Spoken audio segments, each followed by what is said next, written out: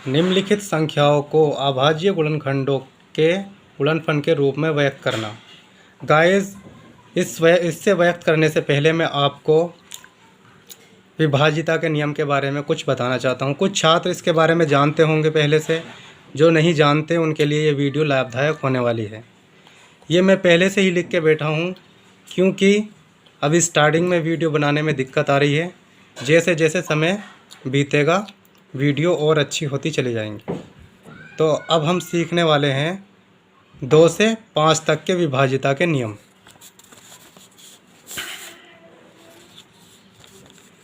कक्षा 6, 7, 8, 9, 10 के लिए लाभदायक है ये। 2 से विभाज्यता का नियम। यदि संख्या में इकाई के स्थान पर 0, 2, 4, 6, 8 यानी सम संख्या आ जाए तो वो पूरी संख्या 2 से विभाजित होगी।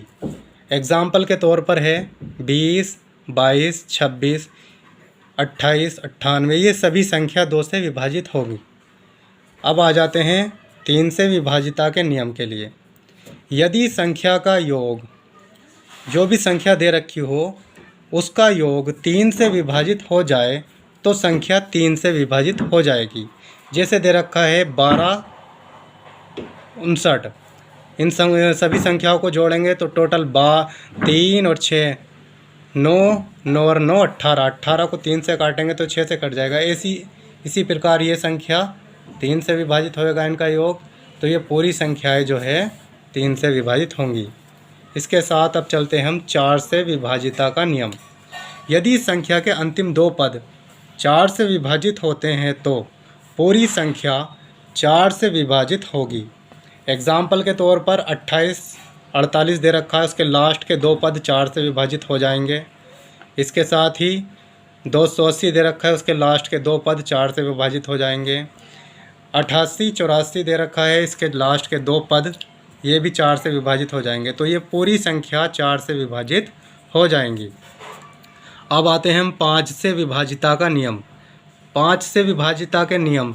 यदि संख्या में इकाई के स्थान पर 0,5 आए तो पूरी संख्या 5 से विभाजित होगी।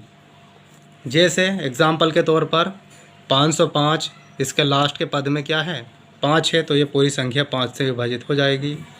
ये 750, लास्ट के पद में क्या है 0, ये भी आपकी 5 से विभाजित हो जाएगी। इसके लास्ट में क्या है 0 है, ये भी 5 से विभाजित हो जाएगी। आइए चलते हैं अब प्रश्न की ओर।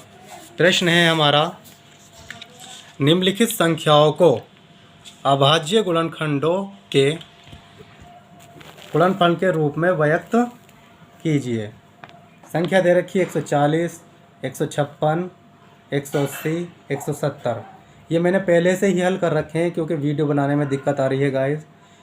लास्ट के पद में क्या है 0 है, तो ये पूरी संख्या 2 से विभाजित होगी। 2 से काटा 2 सत्ते 14, 0 का 0, लास्ट में फिर 0 आया तो ये पूरी संख्या काय से कटेगी 2 से कटेगी।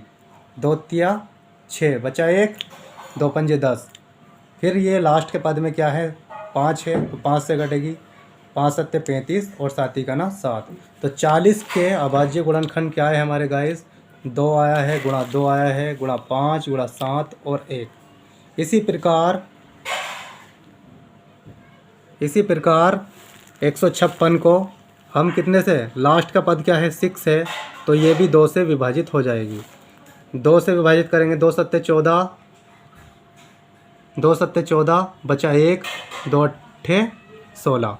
फिर ये 2 से काटा, फिर ये 2 से काटा, तो इसके जो हमारे अभाज्य गुणनखंड आएंगे वो क्या आएंगे गाइस 2, 2, 3, 13 मल्टीपल 1। ये इसके अभाज्य गुणनखंड होंगे। और लास्ट के 2 संख्याओं, ये आपका होमवर्क है, आपको करके बताना है कमेंट में। वीडियो अच्छी लगी हो तो कमेंट करें, सब्सक्राइब करें और अपने दोस्तों को शेयर करना ना भूलें।